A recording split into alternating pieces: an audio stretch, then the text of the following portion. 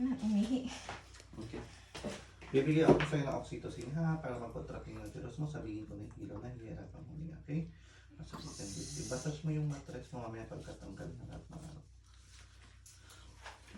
Regulate ko na to.